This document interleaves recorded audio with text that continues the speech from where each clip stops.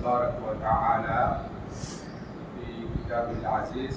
أعوذ بالله من الشيطان الرجيم.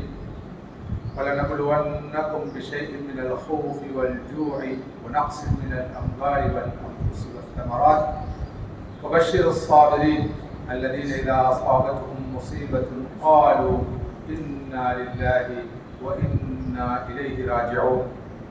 أولئك عليهم صلوات من ربهم ورحمة وأولئك هم المهتدون. وقال كل نفس ذائقة الموت وإنما توفون أجوركم يوم القيامة فمن زحزح عن النار وأدخل الجنة فقد فاز وما الحياة الدنيا إلا متاع الغرور. மௌத்து ஹக்கானது, அது சத்தியமானது. அல்லாஹ்வுடைய நாட்டப்படி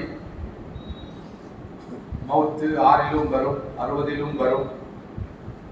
அவனது அழைப்புக்கு விரும்பியோ விரும்பாமலோ கண்டிப்பாக பதில் சொல்ல வேண்டும். அவனது நிர்ணயத்தை, முடிவை திருப்தியோடு ஏற்று அங்கீகரிக்க வேண்டும் என்ற ஆழமான நம்பிக்கையும் விசுவாசமும் கொண்டவர்கள் நானும் என்று. ஆயினும் சில மரணங்கள் எம்மால் தாங்கிக் கொள்வதற்கு மிக மிக கஷ்டமானது. ரசூலுல்லாஹி ஸல்லல்லாஹு அலைஹி வஸல்லம் அவர்கள் தனது மகனார் இப்ராஹிம் வஃபாத்தான போது அத்தகைய ஒரு துன்பத்தை அனுபவித்தார். தனது மகனுடைய பிரிவின் போது நபி அவர்கள் கவலைப்பட்ட நிலையில், கண் கலங்கிய நிலையில் சொன்ன அதே வார்த்தைகளை இங்கு ஜனாசாவாக இருக்கின்ற இந்த சகோதரருக்கும் நானும் நீங்களும் சொல்ல வேண்டும் என்று நான் நினைக்கிறேன். இன்னல் ஐன தத்மா வல் கல்ப யஹ்ஸன் ولا نقول إلا ما يرضى ربنا وإنا لفراقك يا أخانا لمحزونون. கண்கள் கண்ணீர் வடிக்கின்றன, கல்பு கணக்கிறது, கவலை கொள்கிறது. ஆயினும் நமது ரப்பு திருப்தி அடையக்கூடிய வார்த்தைகளையே நாம் பேசுவோம். நிச்சயமாக சகோதரரே, உங்களது பிரிவு துயரால் நாம் எல்லாம் வாடிக்கொண்டிருக்கிறோம். இதை தவிர்க்க முடியாது. இங்கே ஜனாதாவாக இருக்கின்ற பலருக்கு அறிமுகம் இல்லாத, அறிமுகத்தை விரும்பாமல் வாழ்ந்துவிட்டு சென்ற, விளம்பரத்தை எதிர்பார்க்காமல் தூய்மையாக பணியாற்றிவிட்டு சென்ற இந்த சகோதரருக்கு நெருக்கமானவர்கள் இவர் எத்தகைய ஒரு மனித மாணிக்கம் என்பதை நிச்சயமாக அறிந்திருப்பார்கள். அவர்களில் நானும் ஒருவர். இவருக்கு நெருக்கமாக பழகிய, இவரை அறிந்த, என்னை விட இவரை பற்றி தெரிந்த பலர் இருக்கிறார்கள். அவர்களுள் நானும் ஒருவனாக நின்று இவருக்கு இந்த சந்தர்ப்பத்திலே சாட்சி பகர்கிறேன். உண்மையிலேயே இங்கே ஜனாசாவாக இருக்கின்ற சகோதரர் ஹாசிப் மரிக்கார் ஒரு சமநிலையான ஆளுமை, ஒரு லட்சிய முஸ்லிம், முன்மாதிரி முஸ்லிம். ஜாமியா நதீமியா கலாபூடம் உருவாக்க விரும்பிய ஒரு லட்சிய நதீமி என்று நான் இவரை வர்ணித்தால் இன்னொரு இவரை அறிந்தவர்கள் அனைவரும் உடன்படுவார்கள் என்று நான் சொன்னேன். இவர் ஒரு சமநிலை ஆளுமை என்று நான் குறிப்பிட்டேன். இந்த உலகத்திலே அத்தகைய ஒரு பேலன்ஸ் லைஃப் வாழ்வதுதான் சிரமமானது, சிரம சாத்தியமானது. இவரிடம் அறிவு இருந்தது, ஆழமான அறிவு புலமை இருந்தது, ஆன்மீகம் இருந்தது. அல்லாஹ்வுக்கு மிக நெருக்கமான ஒரு அடியாராக இவர் வாழ்ந்தார். அஹ்லாக் இருந்தது. சொக்க தங்கம் என்று வரைக்கக்கூடிய அளவுக்கு நற்குணங்களுடைய பிறப்பிடமாக இவர் வாழ்ந்தார். நாம் எல்லோரும் அதற்கு பெரும் சாட்சி. அனைத்துக்கும் மேலாக அல்லாஹ்வுடைய பாதையில் மக்களை அழைக்கின்ற அற்புதமான அழைப்பு பணியை தனக்கே உரிய தனித்துவமான பாணியில் ஆரவாரம் இல்லாமல் செய்து முடித்துவிட்டு தனது வாழ்க்கையை நிறைவு செய்த ஒரு சகோதரர். இவர் ஒரு ஜாமியா நதீமியா பட்டதாரி, பல்கலைக்கழக பட்டதாரி, சட்டத்துறை பட்டதாரி மாத்திரமல்ல, நான் நினைக்கிறேன் பிசினஸ் அட்மினிஸ்ட்ரேஷன் வர்த்தக முகாமைத்துவத்திலே சட்டத்துறையிலே கலாநிதி பட்டப்பின் படிப்பை PhD-யை நிறைவு செய்த ஒருவர். ஆனால் இவரை பற்றி எவ்வளவு பேர் அறிந்திருப்பார்கள் என்ற கேள்வி எனக்கு நிச்சயமாக இருக்கிறது. ஏனென்றால் அத்தகைய ஒரு வாழ்க்கை அவர் வாழவில்லை. மிகச் சாதாரண ஒரு மனிதராக இருந்தார். ஒரு ஆங்கில பயிற்றுவிக்கப்பட்ட ஆசிரியர், எனக்கு ஞாபகம் வருகிறது, ஒரு இங்கிலீஷ் ட்ரெயின் டீச்சர், லோ முடிச்ச ஒரு கிராஜுவேட், அந்த துறையில் பிசினஸ் லோ சம்பந்தமாக தனது PhD முடித்தவர். மாத்திரமல்ல, குவைத் நாட்டிலே மிகப்பெரிய ஒரு பெட்ரோலிய கம்பெனியிலே மிக உயர்ந்த நிறைவேற்று அதிகாரம் கொண்ட ஒரு பதவியை வகித்தவர். ஆனால் யாரும் அவரை அப்படி அடையாளம் காண மாட்டார். அத்தகைய டவுன் டு எர்த் மனிதராகத்தான் வாழும் காலமெல்லாம் பார்த்தார். பல திறமைகளோட புதைந்து கிடந்தது. 4 மொழிகளிலே நல்ல புலமை பெற்றிருந்தார். ஆங்கிலம், தமிழ், சிங்களம், அரபு 4 மொழிகளிலும் அவருக்கு நல்ல புலமை இருந்தது. எல்லா மொழிகளிலும் சரளமாக பேசுவார், கலந்துரையாடுவார், கருத்துக்களை பகிர்வார். ஆனால் எப்போதும் அடக்கமாக தான் இருப்பார், பணிவாக இருப்பார், எளிமையாக இருப்பார். அதனால் தான் சொன்னேன், ஒரு அற்புதமான ஆன்மா. நான் மிகைப்படுத்தி சொல்லவில்லை.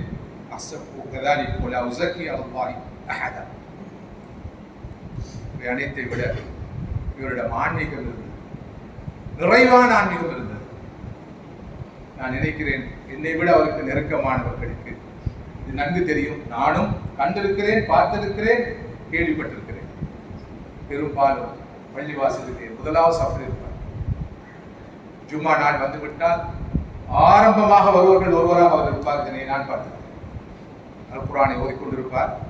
தொழுகை நேரம் வந்துவிட்டால் மிக உயர்ந்த பதவியில் இருந்த போதிலும், மிக உயர்ந்த கல்வி தகவலை பெற்றிருந்த போதிலும் அழகாக அற்புதமாக அதான் சொல்வார். குர்ஆனை ஓதுவார், தொழுவிப்பார். இமாமாக மிம்பரில் ஏறி குத்பா பிரசங்கம் செய்வார். குவைத் நாட்டிலே இலங்கை வாழ் முஸ்லிம்களுக்கு மத்தியிலே மிகவும் அறிமுகமான ஒரு ஹத்தீப், ஒரு இமாமாக ஹத்தீபாக அறிமுகமாக இருந்தார். சிங்கள மொழியிலும் தமிழ் மொழியிலும் மாறி மாறி குத்பா ஓதி வருவார். அவருக்கு ஒரு தனியான பாதை இருந்தது. யாரோடும் சேராமலும் சாராமலும் இவரையும் சாடாமலும் எல்லோரையும் அரவணைத்துக் கொண்டு வாழ்ந்த ஒரு மனிதர். ரமதான் காலத்திலே இரவு நேரங்களில் நடக்கின்ற பயான் நிகழ்ச்சிகளில் அவர் கலந்து கொள்வதில்லை. இது நான் கண்ட விஷயம். ஏனென்றால் ரமதானுடைய இரவுகளை அவர் கியாமில் தான் செலவு செய்வார். ஆனால் அதனை பற்றி அவர் விளம்பரப்படுத்தலாம். ஒரு அற்புதமான மனிதர், அற்புதமான ஆன்மீக வாழ்க்கை இவரிடம் இருந்தது என்பதற்கு பலர் சாட்சி சொல்வார். இவற்றோடு இவருடைய வாழ்க்கை ரொம்ப ஆர்கனைஸ்டாக இருந்தது, வெல் ஆர்கனைஸ்ட். ஒரு ஆர்கனைஸ்டான மனிதனை பார்க்கணும்னா இவரை பார்க்கலாம். காலை முதல் இரவு வரை இவருடைய வாழ்க்கை ஒரு ஒழுங்கமைக்கப்பட்ட வாழ்க்கையாக இருந்தது.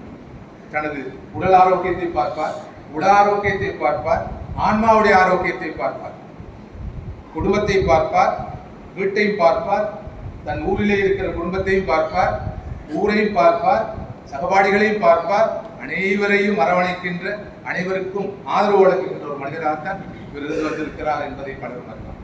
ஆனால் அனைத்தையும் அடக்கமாகத்தான் செய்வார். இவருடைய வாழ்க்கையில் இன்னொரு செய்தி இருக்கிறது. கடந்த ஆண்டு நான் இவரை பார்த்த போது இவருக்கு இந்த நிலை வரும் என்று கற்பனை செய்து கூட என்னால் பார்க்க முடியும். அவ்வளவு ஆரோக்கியத்தோடு இருந்தார், துடிதுடிப்போடு இருந்தார். ஆனால் அவருடைய ஆய்வு இதோ சில மாதங்களிலே எல்லாம் நடந்து முடிந்து நிறைவு பெற்றிருக்கிறது. இதுதான் சொல்லுங்க. இதுதான் வாழ்க்கை என்பதை எல்லோரும் புரிந்து கொள்ள வேண்டும். நோயாளிக்குத்தான் மரணம் வரும், வயோதிபருக்குத்தான் மரணம் வரும், பலகீனமானவருக்குத்தான் மரணம் வரும் என்பது உண்மையே அல்ல. அப்படியாக இருந்தால் இவர் இன்னும் பல தசாப்தங்கள் வாழ்ந்திருக்க வேண்டும். அந்த அளவு ஆரோக்கியமாக இருந்தவர், ஆரோக்கியத்தில் கவனமாகவும் இருந்தவர். அது மார்க்கம் எதிர்பார்க்கிற ஒரு அம்சம். எனவேதான் நான் சொன்னேன், இவர் ஒரு சமநிலையான ஆளுமை, அனைத்தையும் அழகாக அற்புதமாக பேலன்ஸ் பண்ணிய ஒரு மனிதர். இவருடைய அகலாக்குகளை நான் சொல்லி முடிக்க முடியாது. ஒரு பக்கம் அறிவு, மறுபக்கம் ஆன்மீகம், இன்னொரு பக்கம் இவருடைய அகலாக்குகள். அவரை அறிந்தவர்கள் அறிவார்கள். எத்தகைய நற்பண்புகளுடைய உறைவிடமாக இருந்தார். சிரித்த முகத்தோடு இருப்பார், மலர்ந்த முகத்தோடு இருப்பார், கலகலப்பாக இருப்பார், சுவாரஸ்யமாக பேசுவார். இன்னும் சொல்வதாக இருந்தால் கள்ளம் கபடம் இல்லாத ஒரு மனிதராக இவர் இருந்தார் என்பதற்கு நாம் சாட்சி. இவற்றோடு நான் எந்த அளவு தூரம் சட்டத்துறையில், ஆங்கில மொழியில், ஏனைய துறைகளில் படித்தாலும் மிக உயர்ந்த ஒரு பதவியை அவர் குவைத் மாதிரி ஒரு நாட்டிலே ஒரு பெரிய கம்பெனியை வகித்தாலும் அவர் சொல்லி நான் இவரை அறியவில்லை. அடுத்தவர்கள் சொல்லிதான் கேள்விப்பட்டேன். ஒரு நாள் கூட அவர் தன்னை பற்றி நான் யார், என்னுடைய பின்னணி என்ன, பின்புலம் என்று சொன்னதே கிடையாது. நேரடியாக மறுபோம் அவ்வப்போது சகோதரர்கள் சொல்லி நான் கேள்விப்பட்ட விஷயங்கள். இன்று கூட நான் அவரை பற்றி விசேஷமா யாருக்கும் எதுவும் கேட்கவில்லை. ஷேக் முனாசிடம் சில விஷயங்களை கேட்கலாம் என்று தோன்றியது, ஆனால் மனம் அனுமதிக்கவில்லை. எனக்கு தெரிந்த விஷயங்களை இதோ நான் பகிர்ந்து மதிப்புக்குரிய சகோதரர்களே, அனைத்துக்கும் மேலாக இவர் ஒரு ஷேக் முனாஸ் அவர்கள் சொன்னது போல ஒரு தாய், ஒரு தூய்மையான தாய், தன்னை விளம்பரப்படுத்திக் கொள்ளாத ஒரு தாய். எங்களை போன்றவர்கள் எல்லாம் பிரபலங்களாக மாறினோம். எங்கு போனால் தேர்தல், எங்கு போனால் நாங்கள் பூவோச்சாக பார்க்கப்படுகிற ஒரு துர்ப்பாக்கியமாக இருக்கிறது. இவர் அப்படிப்பட்டவர் அல்ல. ஆனால் நாம் சாதித்ததை விட எவ்வளவு சாதித்திருக்கிறார் என்பதற்கு பல சாட்சிகள் இருக்கின்றன. அவருக்கு நான் சொன்னது இன்று கூட இவருடைய நான் சொல்லும் இந்த விஷயத்துக்கு சாட்சியாக இங்கு இருக்கிறார்.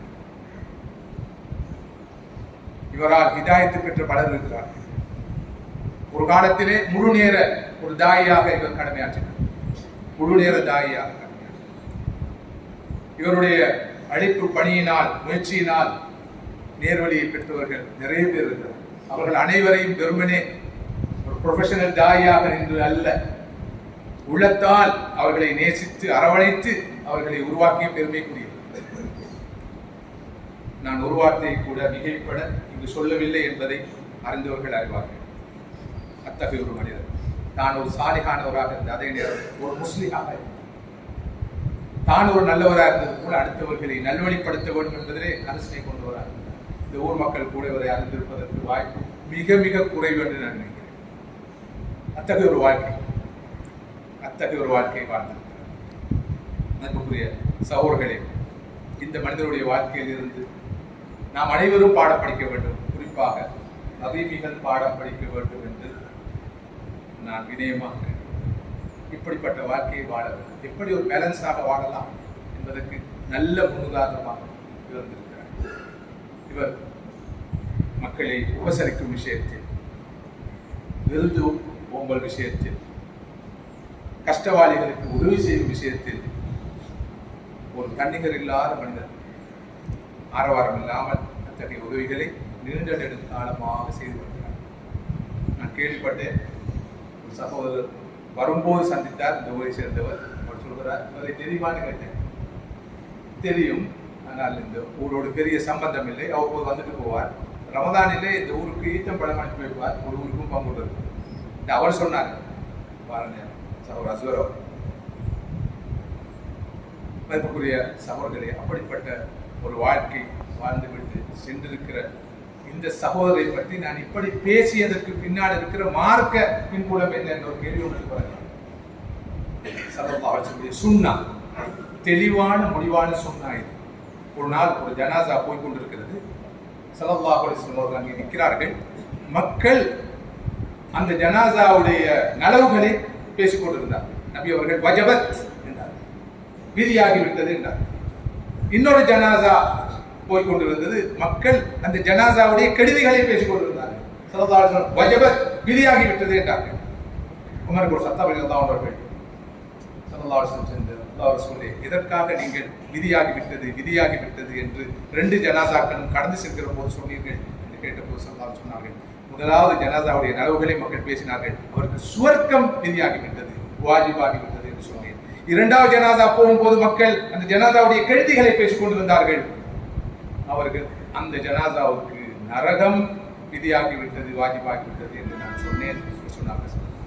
சொல்லிவிட்டு சொன்னார்கள், அன்தும் ஷுஹதாஉல்லாஹ் ஃபில் அர்த், அன்தும் ஷுஹதாஉல்லாஹ் ஃபில் அர்த், அன்தும் ஷுஹதாஉல்லாஹ் ஃபில் அர்த். நீங்கள் இந்த பூமியிலே இருக்கின்ற அல்லாஹ்வுக்கு சாட்சி சொல்வீர்கள், அல்லாஹ்வுக்கு சாட்சி சொல்வீர்கள், அல்லாஹ்வுக்கு சாட்சி சொல்வீர்கள் என்று சொன்னார்கள். சஹீஹ் புகாரி, சஹீஹ் முஸ்லிமிலே பதிவாயிருக்கிற ஆதாரபூர்வமான. மற்றொரு சந்தர்ப்பத்திலே உமர் கத்தாப் ரலியல்லாஹு அவர்கள் சொன்னார்கள், நபி ஸல்லல்லாஹு அலைஹி வஸல்லம் நான் கேட்டேன், ஒரு ஜனாசாவுக்கு 4 பேர் சாட்சி சொன்னார், அவர் நல்லவர் என்று சொன்னால் அவருக்கு சுவர்க்கம் வாஜிபாகி.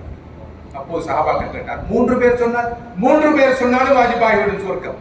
அப்போது கேட்டார்கள், 2 பேர் சொன்னார், 2 பேர் சொன்னாலும் அவருக்கு சுவர்க்கம் வாஜிபாகிவிடும் என்று சொன்னார்கள். ஸல்லல்லாஹு அலைஹி வஸல்லம் அவர்கள் தொடர்ந்து சொல்கிறார்கள், உமர் கத்தாப் அவர்கள், ஒருவர் சொன்னாலும் சுவர்க்கம் அவருக்கு வாஜிபாகிவிடுமா என்று நாம் கேட்கவில்லை. கேட்டிருந்தால் நபி அவர்கள் என்ன சொல்லியிருப்பார்களோ தெரியாது. அவர்களே, இந்த வகையிலே இந்த ஜனாசாவுக்காக நான் நீங்கள் அவருக்கு நெருக்கமானவர்கள் சாட்சி சொல்லுங்கள். உண்மையிலேயே எவரை பொறுத்தவரையிலும் நலவுகள் சொல்வது போல கெடுதிகளும் சொல்லலாம். ஆனால் இவரை பொறுத்தவரையிலே கெடுதிகள் என்று சொல்வதற்கு என்ன இருக்கிறது என்று எனக்கு தெரியாது, அவருக்கு நெருக்கமான யாருக்கும் தெரிந்திருப்பதற்கு நியாயம் இல்லை. அத்தகைய ஒரு அழகான, ஒரு நிறைவான, நிரப்பமான வாழ்க்கையை வாழ்ந்துவிட்டு இனி வாழ்ந்தது போதும் என்று ரப்பு தீர்மானித்திருக்க வேண்டும். இவரை தன் பக்கம் எடுத்துக்கொண்டார். இந்த வகையிலே இவருக்காக நான் நீங்கள் நிறைய துஆ செய்வோம். அல்லாஹ் அவரை கபூல் செய்ய போதுமானவன்.